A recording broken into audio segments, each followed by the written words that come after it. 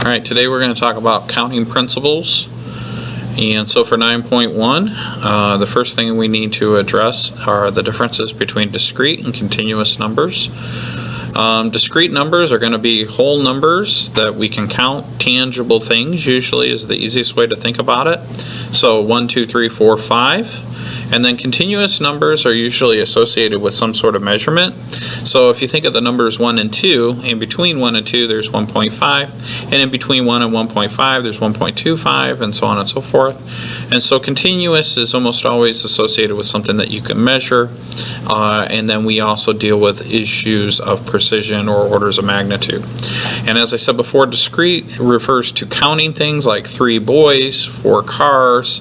You would never have 3.5 boys. You would never have 4.5 cars. You would just count whole numbers is usually how I like to think of it.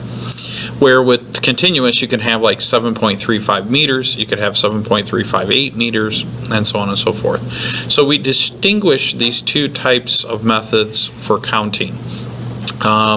For example, if you were to do some sort of probability of there being 5 seats on an airplane, you would never do 5.5. So with that in mind, if we look at discrete mathematics for a second, let's assume there are 3 objects A, B, and C, and we want to list those in distinguishable order. And so what I would do is my first choice would either be A, B, or C. Once I have chosen or selected A, then my remaining choices would be B, C, or C, B. And then if I apply that same logic to everything else, if I choose B first, then I would be left with A and C. So think of like putting 3 ping pong balls labeled A, B, and C in a bag. When I choose the first one, then I choose the second one, then I choose the third one. I could have a total of 6 possible arrangements, and the way that we figure out those possible arrangements is by using this tree diagram. It's a real nice way to kind of draw things out. This is the same way that you could calculate the probability of like a lottery. So if you have 45 ping pong balls that are labeled 1 through 45, and I choose 1 on the first one, then I have the remaining 44, and then I have the remaining 3, and there are some possible combinations. Well, it sure would be nice if there's a way that I could use some sort of multiplication principle, because just picture that factor or the tree diagram for the lottery numbers. It would be very big. So let's do a real application like Tennessee license plates, which have 3 letters and 3 digits, so it's 6 possible objects total, and of the 3 letters we have 26 letters, and of the 3 digits we have 10 digits, and so we have 26 possible letters and 10 possible digits we could choose from.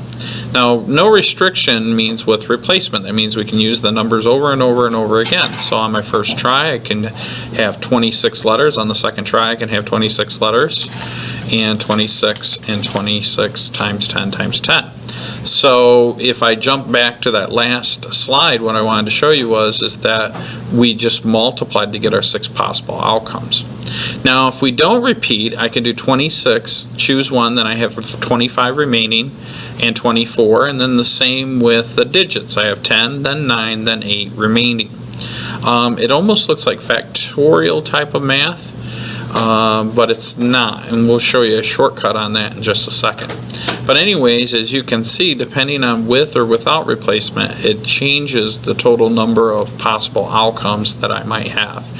With replacement, I'd have 17 million outcomes. Without replacement, I'd only have 11 million outcomes. So for example number 3, what we want to do is we want to count 9 different letters that can be formed from a word, and we want to figure out the possible outcome. So in other words, if I have the word dragonfly, how many different arrangements of the letters dragonfly can I rearrange and create words? And we'll ignore whether or not they're real words or in the dictionary.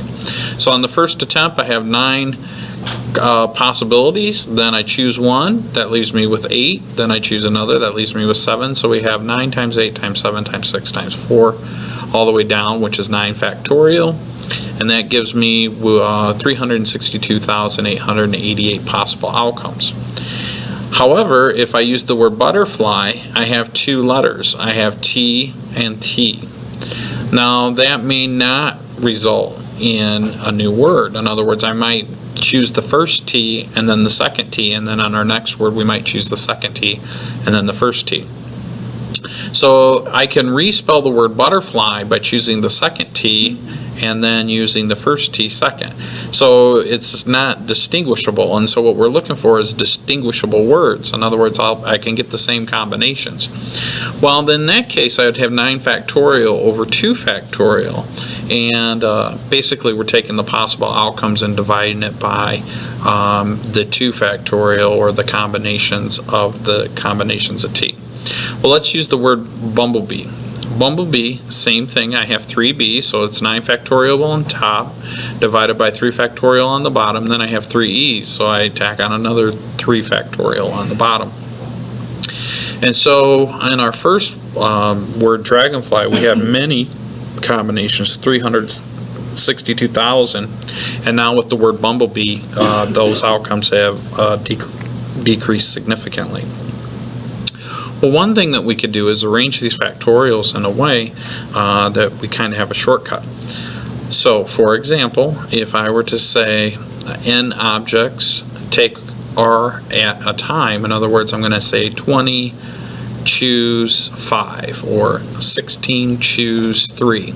This is a permutation notation, and what that'll do is represent the total number of objects and the probability and combinations of those objects in a certain manner. So now, for this particular formula, the order matters. How we arrange it, it matters.